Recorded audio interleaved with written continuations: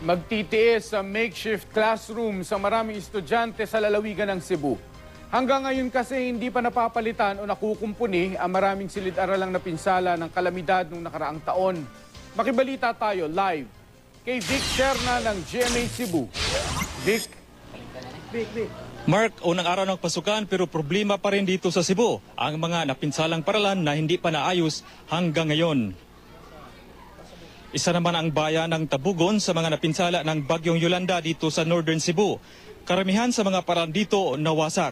Kaya naman ngayong unang araw ng pasukan, marami pa rin ang hindi natapos at nagawang silid-aralan.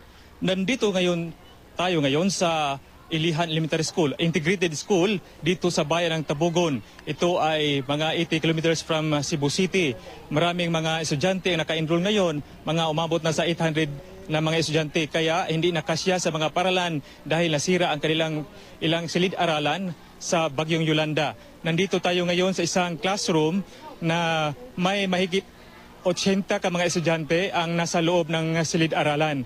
Hindi na sila kasya ng isang ideal na classroom, kaya naghingi ang principal na madagdagan ng isang guro bukas ng umaga para gagawan sila ng paraan na mabigyan ng isang silid-aralan. Nandito tayo ngayon ng isang makeshift. Itong makeshift ay lalagyan ng isang grade level. Grade 5 ang ilalagay dito ng principal bukas ng umaga para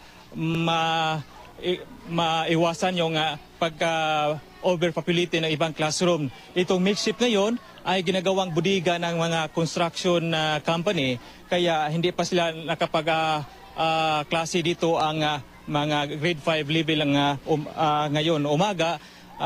Bukas magsimula na ang klase dito. Sa ngayon ang mga utility dito ay bubuhat sila sa mga sako ng simento.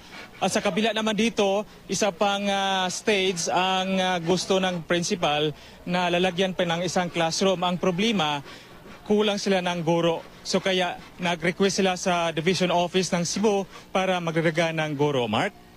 Maraming salamat sa iyo, Vic Serna ng GMA Cebu.